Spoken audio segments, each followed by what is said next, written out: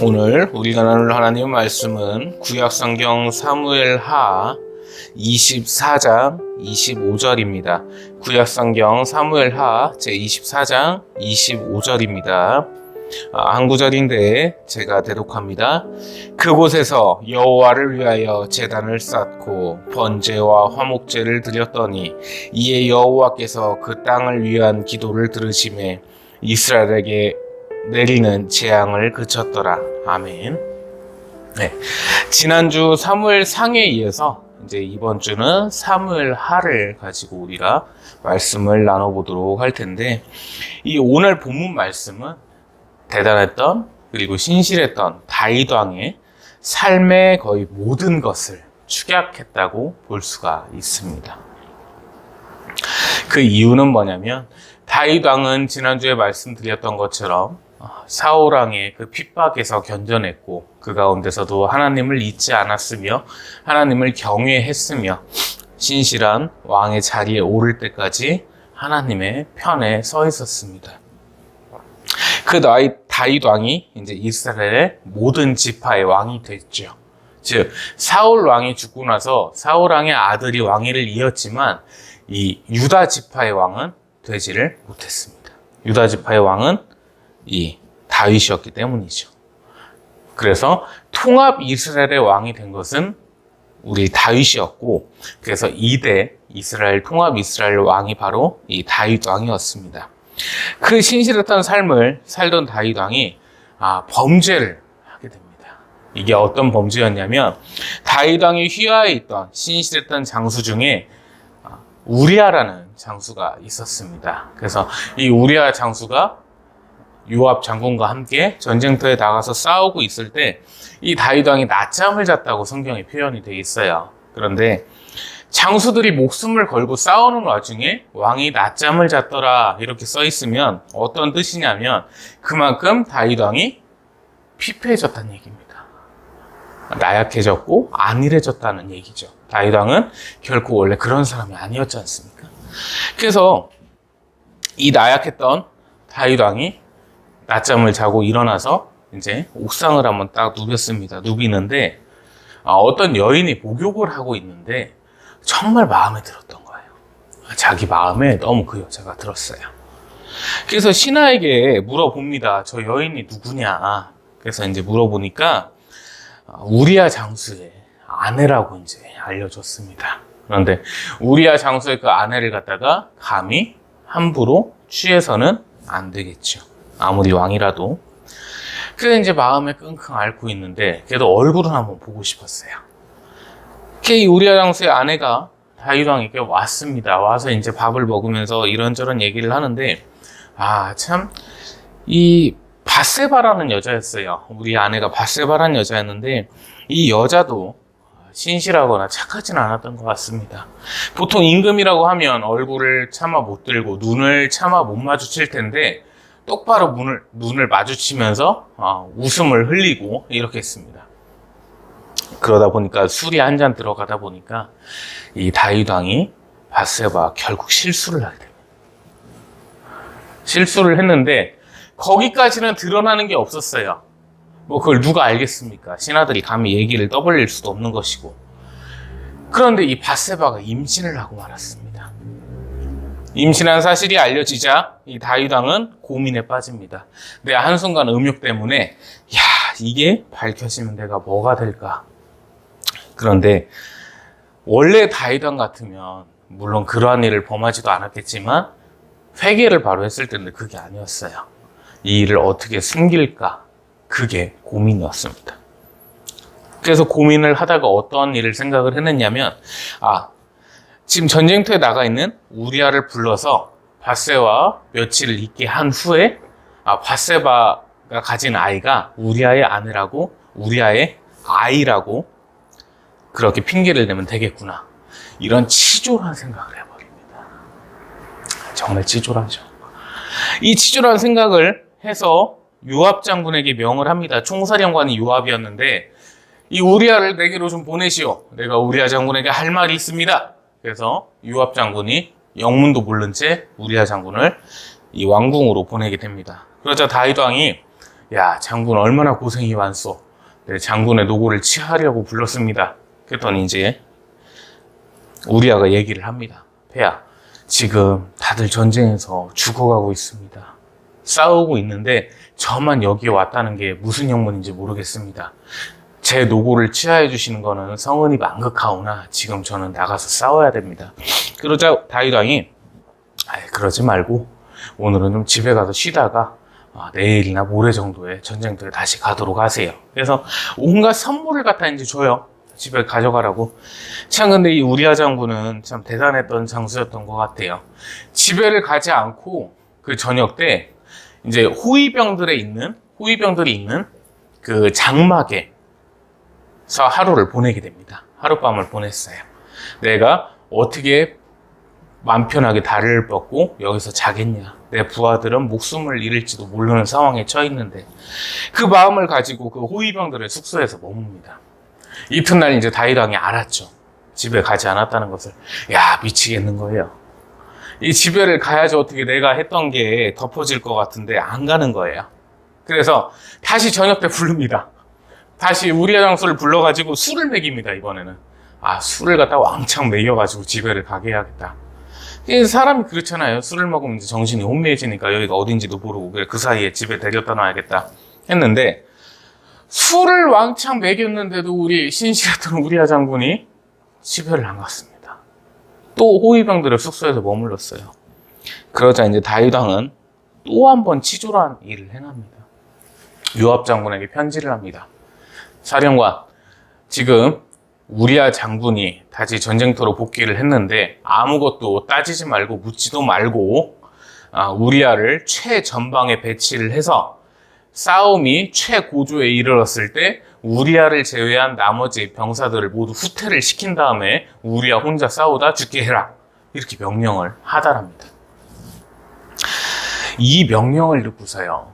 요압 장군도 제대로 된 사람이었다면 왕에게 탄원을 했어야죠. 폐하, 무슨 영문이신지는 모르겠으나 우리아 장군이 무슨 죽을 죄를 지었는지를 모르겠으나 그렇다라고 한다면 군사재판을 통해서 여러 재판을 통해서 처벌을 받게 하십시오. 그게 이치에 맞지 않습니까? 이 신실했던 장군을 갖다 이렇게 죽인다는 게 말이 됩니까? 이렇게 따졌어야 되는데 그러질 않았습니다. 다윗왕이 명령한 그대로 최전방에 배치를 시켜서 우리아 장군 혼자 싸우다 전사를 하게 만들었습니다.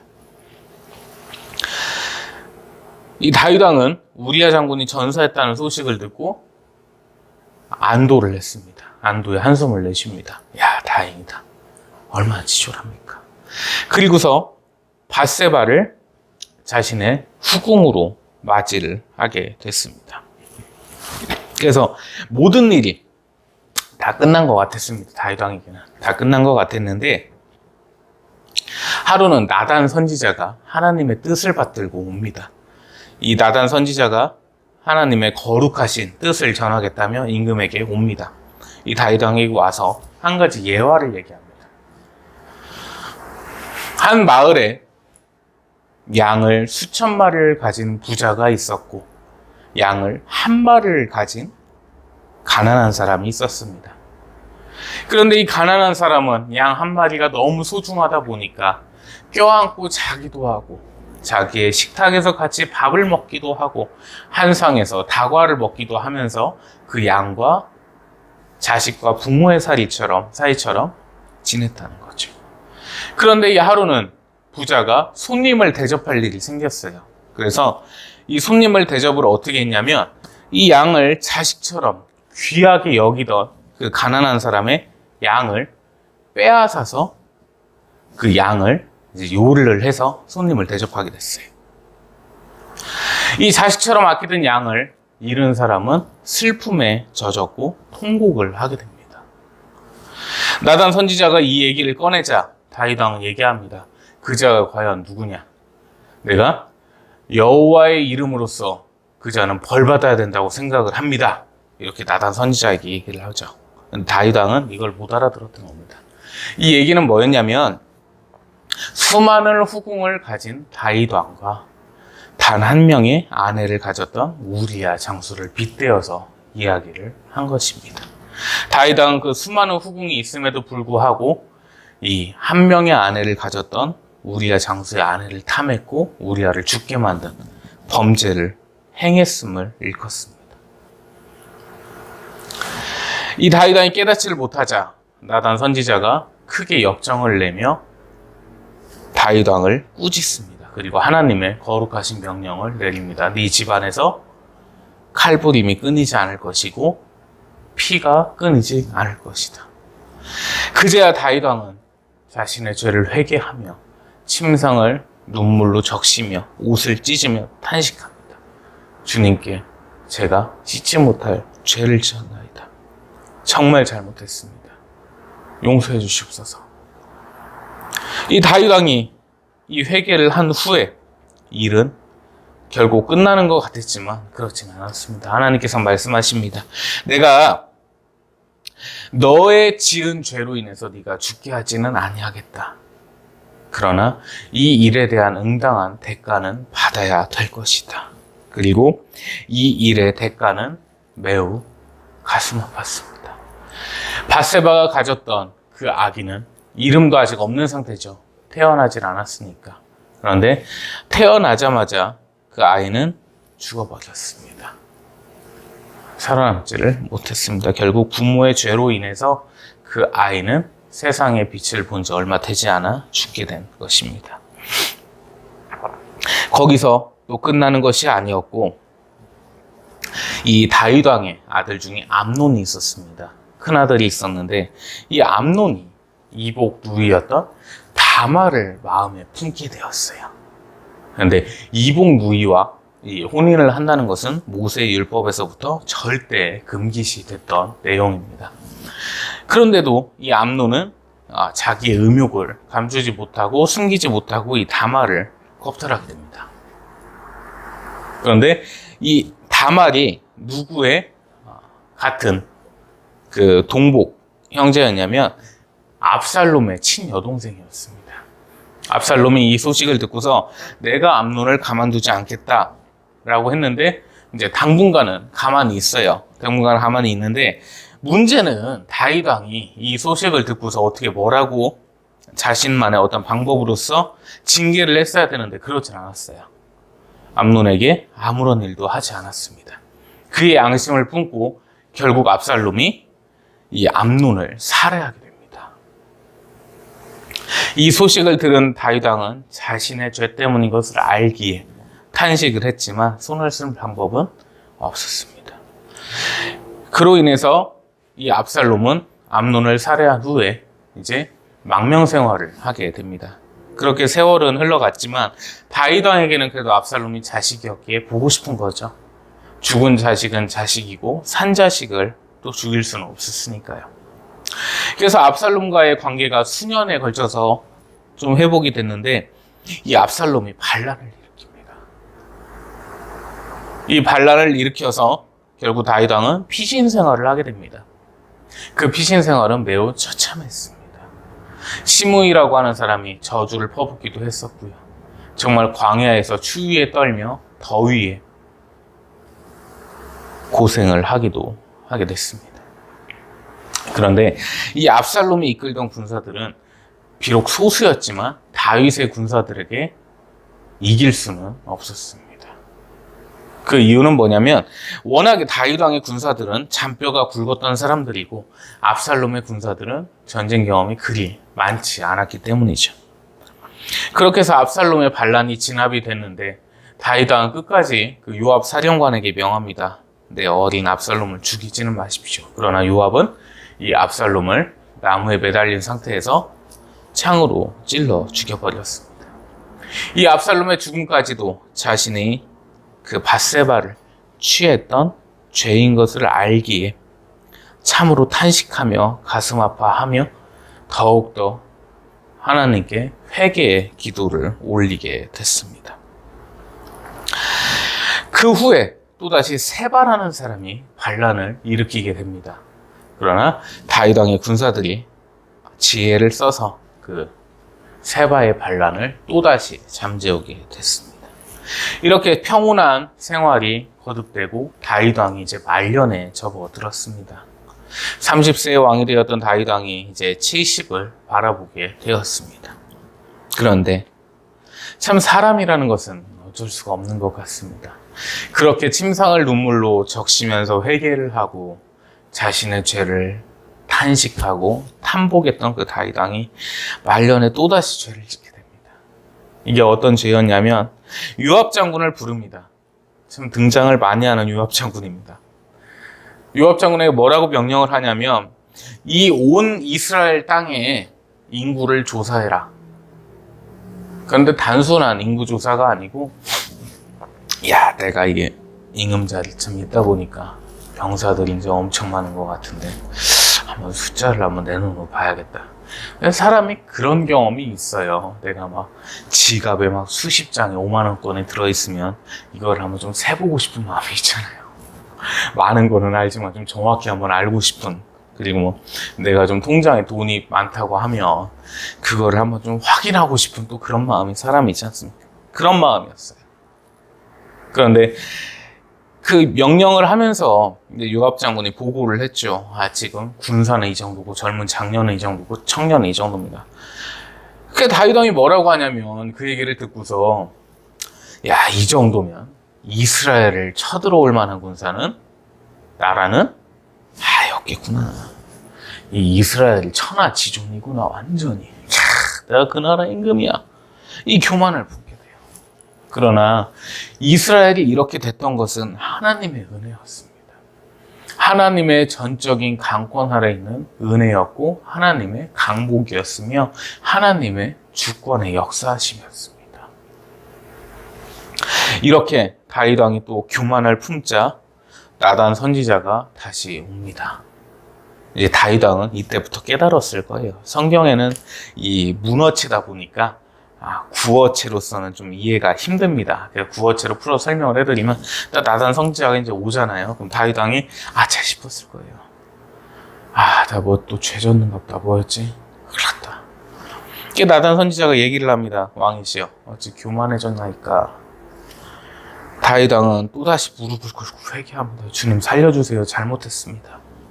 그러자 나단 선지자가 이제 하나님의 말씀을 전하는데 세 가지의 보기가 있었습니다. 보기라기보다는 세 가지 중에 하나를 무조건 택해야 되는 거였어요. 하나는 7년간의 흉년이었습니다. 그리고 하나는 3개월간의 도피였습니다. 그리고 하나는 3일간의 전염병이었습니다.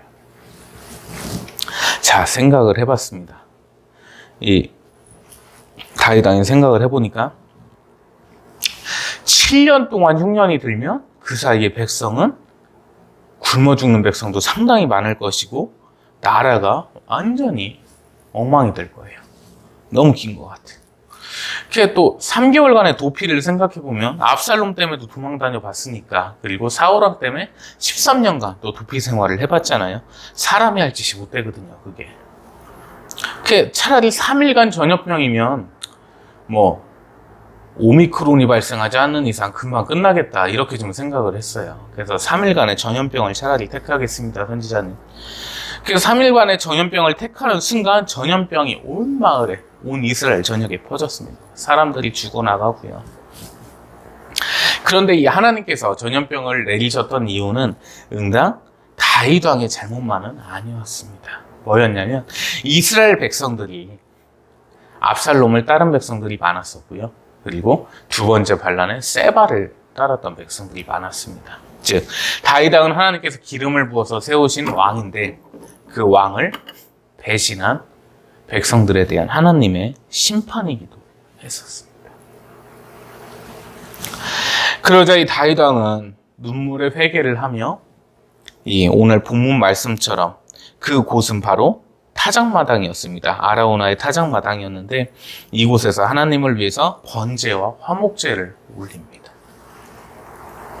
그래서 하나님께서 그 기도를 들으셔서 이스라엘에게 내리는 그 재앙을 그치시게 됩니다. 이로써 사무엘 하의 내용은 완결이 되고 이제 솔로몬 왕의 시대가 펼쳐지는 열왕기 넘어가게 됩니다. 오늘 이 설교에서 오늘 이 사무엘하의 요약된 내용 줄거리에서 우리가 깨달아야 될 점은요, 사람은 언제나 넘어집니다. 사람은 언제나 바로 설 수가 없는 존재고 늘 죄 속에서 있을 수밖에 없는 존재입니다. 참 안타까운 현실이지만 그것이 불완전한 사람의 한계이자 모습이기 때문이죠. 일부는 이렇게 이야기를 합니다. 우리가 언론이나 TV를 보게 되면 참 목사님들이 어떤 실수를 저지르거나 이런 부분들을 볼 수가 있어요. 그러면 어떻게 저렇게 할 수 있을까? 하나님의 기름 부음을 받은 종이 다 기름 부음 받은 종이었습니다. 사울도 마찬가지였고 다윗 왕도 마찬가지였습니다. 그리고 신약 시대로 넘어가면 가룟 유다조차 예수님께서 선택하신 하나님의 사도였고 제자였습니다. 우리에게 필요한 것은 죄를 짓지 않는 것이 물론 맞지만 그것이 힘들죠. 석탄이 잔뜩 쌓여져 있는 방에 들어가는데 하얀색 와이셔츠를 입고 들어갔다고 생각을 하면 안 묻을 수가 없어요. 절대 안 묻을 수가 없습니다. 늘 이 사람은 죄를 지을 수밖에 없는 존재고 죄 속에서 유혹을 당할 수밖에 없는 존재가 되어버렸습니다. 그러나 지난주에 이은 후회와 회개에 대한 말씀처럼 후회를 하냐 회개를 하냐 아니면 아예 아무 생각도 하지 아니하냐, 그것이 바로 제일 큰 차이점일 것입니다. 하나님께서는 다윗 왕이 밧세바를 취했을 때도 그리고 교만했을 때도 항상 용서하셨습니다. 그 이유는 눈물의 탄식에 회개가 있었기 때문입니다. 내 죄를 자복하며 내 죄가 정말 크다는 것을 인지하고 하나님 앞에 엎드려 빌었을 때 비로소 하나님께서는 용서하시고 또다시 세워주십니다. 하나님께서 우리에게 원하시는 것은 우리가 범죄치 아니하는 것은 분명 아니실 것이라 생각이 듭니다. 아담과 하와가 범죄를 하여 교만해졌던 것처럼 우리 또한 죄를 지을 수밖에 없는 참으로 불완전한 존재이기에 우리는 그 죄를 회개하는 것이 가장 중요하다고 생각을 합니다. 일개 사이비 종파에서는 한번 회개하면 다시는 회개가 필요 없다고 하는 정말 헛소리를 하고 있는데 아닙니다. 사람은 하루하루 회개를 하며 살아가야 되고 사도 바울 선생님 말씀처럼 날마다 죽노라라는 생각을 가지고 우리는 하루하루를 살아가야 될 것입니다. 이렇게 한번 생각을 해봤으면 어떨까 싶습니다. 내게 남겨진 하루가 오늘밖에 없다면, 오늘 침소에 들어갈 시간이 된다면 내가 오늘 밤 죽는다는 생각을 하면 분명 회개를 하게 될 것이에요. 왜냐하면 천국을 가야 되니까. 그러한 생각으로 하루하루를 살게 된다면 분명 우리는 매일매일 자복하는 삶을 살 것이고 오늘의 나를 죽이고 내일의 나를 죽이는 삶이 될 것이라고 저는 믿어 싶지 않습니다. 이 사무엘기를 보면 이 사울왕과 다윗왕 그리고 사무엘 선지자가 중점된 인물로서 나오는데, 이 사무엘 선지자도 그렇고 나단 선지자도 그렇고 늘 하나님의 말씀을 대언을 해줍니다. 그랬을 때 누군가는 깨닫고 누군가는 깨닫지 못했습니다. 깨닫지 못한 것은 바로 자살을 했던 사울 왕이었고, 깨달은 것은 우리가 지금까지도 칭송하고 있는 다윗 왕입니다. 이 사울 왕은 얼마나 정신 나간 짓을 했냐면 사무엘 선지자가 그렇게 경고를 하고 했음에도 불구하고 점쟁이를 찾아갔어요. 자기가 어렵고 힘들 때 정말 정신 나간 짓을 합니다. 결국 그의 말로는 자살이었고 지옥행이었습니다. 그러나 다윗 왕은 큰 범죄를 지었음에도 불구하고 자신의 죄를 진정 회개해서 하나님 앞에 나아가며 이 화목제와 번제를 드릴 수 있는 하나님을 경외함을 마음에 가지게 되었습니다. 그리고 그의 아들 솔로몬은 지금까지도 얘기하는 그 지혜의 왕이 돼서 오늘까지도 우리에게 존경을 받는 인물이 되었고, 다윗 왕 역시 마찬가지였습니다. 이 한 주 우리가 살아갈 때에 진정 우리의 마음에 회개가 있는지, 우리의 범죄에 대해서 깊이 자복하며 탄식을 하는 것인지, 그리고 우리 마음에 하나님을 경외함이 진정 있는 것인지 생각해 보시길 바랍니다. 복음이라는 것은 우리를 죄에서 구원하시기 위한 하나님의 거룩하신 음성입니다. 이 복음의 능력은 정말 무한하시고 영광되시며 가장 지존하신 것입니다. 예수님을 이 땅에 보내신 이유는 바로 우리의 죄를 회개하게 하시기 위함이었습니다. 예수님께서 말씀하십니다. 누구든지 나를 통하지 않고서는 내 아버지에게로 갈 자가 없느니라. 이 예수님을 믿음으로써 우리의 죄를 모두 씻음받고 사함받고 하나님께로 우리가 갈 수 있는 거룩한 영광을 얻게 된 것입니다. 오늘까지의 내 삶이 사울왕 같았다 하더라도 오늘부터 내 삶이 다윗 왕의 삶처럼 회개하며 자복하는 삶이 된다면 분명 하나님께서는 우리를 세우시며 우리를 높이실 것이라는 겁니다. 많은 그런 기도들을 합니다. 하나님, 돈이 좀 없어가지고 돈 좀 주세요.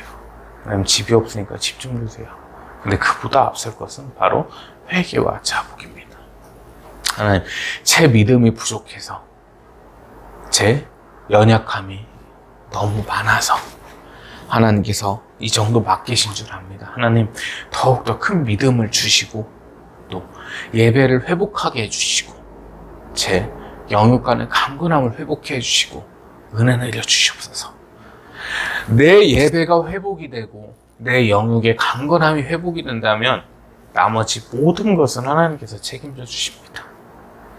모든 것은 하나님께서 내려주시고 하나님께서 강복해 주십니다. 하나님 앞에 바로 섰을 때 이 화제와 번제를 드린, 화목제와 번제를 드린 다윗 왕처럼 하나님 앞에 바로 서는 예배가 되었을 때, 하나님을 경외함이 온전히 되었을 때 하나님께서는 이 모든 것을 우리에게 더하신다는 것입니다. 이제 1월 달도 어느덧 중반을 넘어서고 있습니다. 이 한 해 우리가 이 시간 다짐해야 될 것은 우리의 삶을 자복하며 회개하는 삶일 것입니다. 온전히 하나님 앞에 설 수 있도록, 온전히 하나님을 경외할 수 있도록, 온전히 하나님 앞에 예배할 수 있도록 우리 이 시간 다짐하길 원합니다. 그 마음 가운데 하나님께서 함께 하시며 우리가 필요한 모든 것을 채워주실 줄 믿습니다. 언제나 우리 함께 하시는 하나님, 성부와 성자와 성령으로서 함께 하신 그 하나님께 우리 항상 영광 돌리기를 원하며 항상 그 하나님을 경외하기 원하며 그 하나님께 항상 예배하길 원합니다. 기도하겠습니다. 은혜 가운데 저희를 품으시고 사랑 가운데 저희를 안으시며 크신 강복으로 저희를 먹이시고 입히시는 하나님께 이 시간도 영광과 감사와 찬양과 찬미와 존귀를 올려옵나이다. 하나님, 그동안에 저희의 삶이 자복하지 못했던 죄를 용서하시어 주시옵소서. 하나님을 온전히 경외치 못한 죄를 용서하시어 주시옵소서. 이 시간 저희 모든 죄를 하나님 앞에 내려놓습니다. 자복합니다. 회개합니다. 저희의 모든 죄를 사하여 주시옵고 저희의 예배를 회복시켜 주시옵고 저희의 영육 간의 강건함을 회복시켜 주시옵소서. 하나님 앞에 온전히 바로 서는 한 해가 될 수 있도록 이 시간 다짐합니다. 은혜를 내려주셔서 늘 하나님 앞에 나아갈 수 있도록, 늘 하나님께 이 번제와 화목제를 올리는 저희의 삶이 될 수 있도록 역사하셔 주시옵소서. 은혜와 사랑을 감사드리오며 구주 예수 그리스도의 이름으로 기도 올리옵나이다. 아멘. 이제는 우리 주 예수 그리스도의 크시고도 크신 은혜와 아버지 하나님의 무한하시고 극진하시며 지극히도 지존하신 극한의 사랑하심과 성령 하나님의 내주교통 감화감동 인도 역사 충만케 위로하시며 이끄시며 도우심이 이 시간 내 죄를 하나님 앞에 자복하며 하나님을 경외하고자 마음을 다짐하는 하나님의 모든 거룩한 백성들 머리 위에 이 나라와 이 민족 위에 온 세계 열방 위에 이제로부터 영원토록 항상 함께 계실지어다. 아멘.